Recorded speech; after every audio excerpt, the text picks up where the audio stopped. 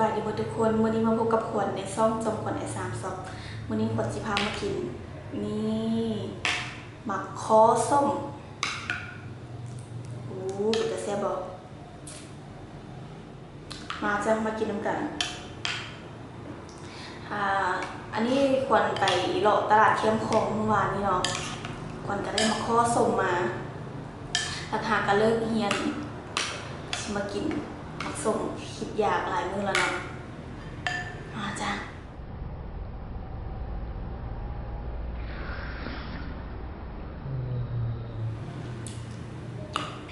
กลืนแกมเลยเด้อ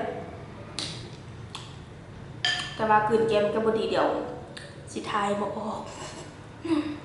มาจ้ะ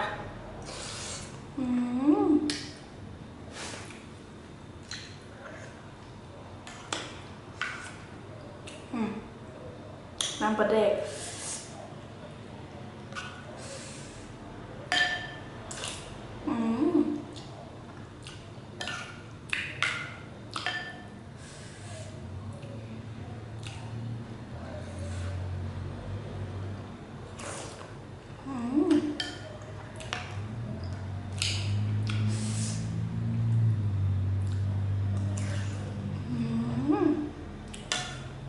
สมคัก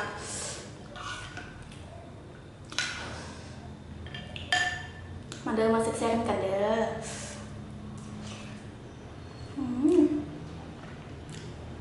ตอนนี้ก็จะ10 โมงกลางคืนแล้วเนาะเนี่ยก็จะก็ห้องว่ะ5 ทุ่มว่ะเนี่ยพูดกันเดิมมุมไทย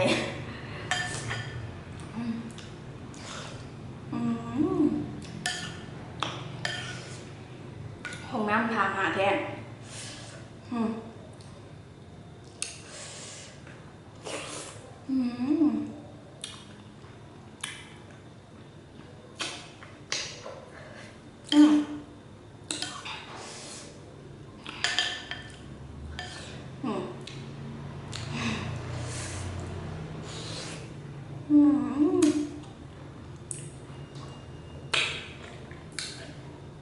บกล้ากินแกมในบดเลิกเฮียเกือบมาบ่หอดบ้านฝนตกน้ำขี่รถจักรไปมาจ้ามาเด้อมาแซ่บๆกันเด้อ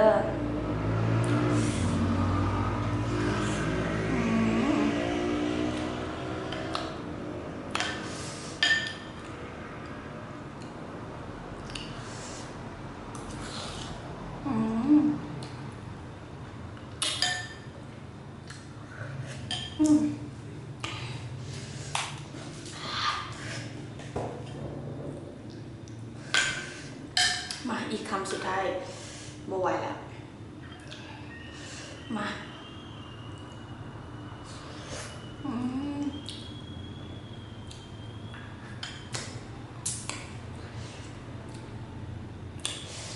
สำนีแล้วเนาะถ้ามาคลิปนี้ก็อย่าลืมกดไลค์กดแชร์กดติดตามและที่สำคัญอย่าลืมกดกระดิ่งเพื่อแจ้งเตือนคลิปใหม่ๆของขวัญเด้อขอบใจทุกกำลังใจขอบใจเพื่อนใหม่ที่ว่าเขามาเบิ่งขวัญเนาะแล้วก็เขามาติดตามขวัญจะให้ขวัญเฮ็ดคลิปหยังกินหยังจะให้พาไปเบิ่งใส่เมื่อวานที่ขวัญจะพาไปเลาะตลาดเข้มของแล้วเนาะมีหยังก็คอมเมนต์ไว้ให้ขวัญอ่านเด้อสำหรับคลิปนี้บายบาย